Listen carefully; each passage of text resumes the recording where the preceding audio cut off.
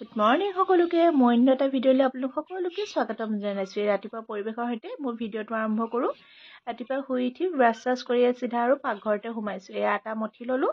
ছোৱালীক যিহেতু fried rice দিম, এই চব্জিকেইটাও ঠিক কৰি ফ্ৰাইড ৰাইচৰ কাৰণে ৰেডি কৰিলোঁ। চব্জিনো কি আৰু কেইটামান বিন, কেইটামান গাজৰ আৰু কেইটামান মটৰৰ সৈতে প্ৰথমতে অলপ পিঁয়াজ দি মই কেৰাহীত ভাজি ল'লোঁ। যিহেতু যোৱাকালিয়ে ভাত কেইটামান আছিল, মই ৰাতিয়ে ভাবি থৈছিলোঁ তাইক টিফিনত আজি ফ্ৰাইড ৰাইচ দি পঠিয়াম।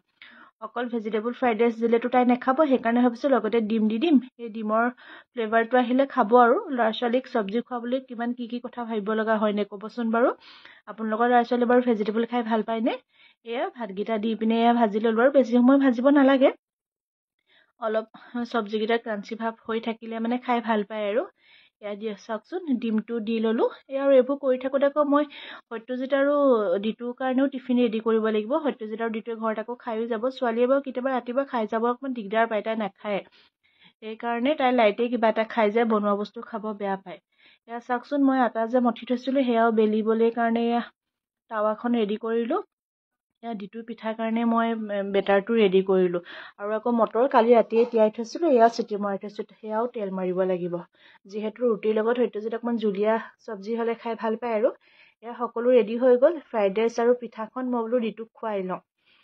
তাক মই ৰেডি কৰিলোঁ। তাৰ মাজতে সকলোবোৰ আজৰি হৈ ছোৱালী যোৱাৰ পিছত তাক ৰেডি কৰিলোঁ। ৰেডি কৰি ই আকৌ ঠাণ্ডা লাগিছে বুলি সোমাই আছে। মই বোলো বিচনাতে খুৱাই লওঁ।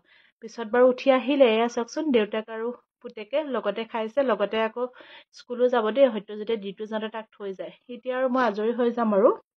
গুড মৰ্ণিং সকলোকে। ৰাতিপুৱাই খোজকঢ়াৰ পৰা ভিডিঅ'টো আৰম্ভ কৰিলোঁ।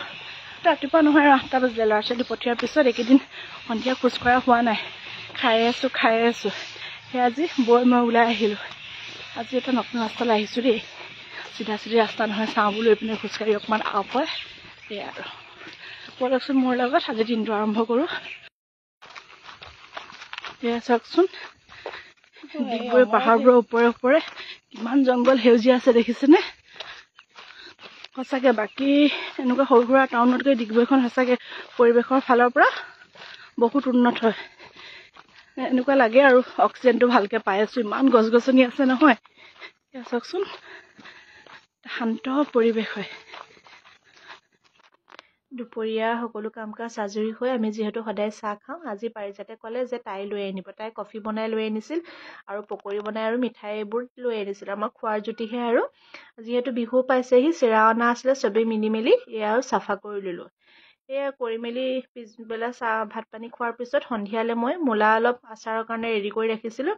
সেয়া মছলা দি ৰেডি কৰি, ইয়াতনো আচাৰৰ কি ৰেচিপি দিম সকলোৱে জানে। এয়াই কৰিলোঁ আৰু। যদি ভিডিঅ'টো পাইছে লাইক শ্বেয়াৰ এণ্ড কমেণ্ট কৰি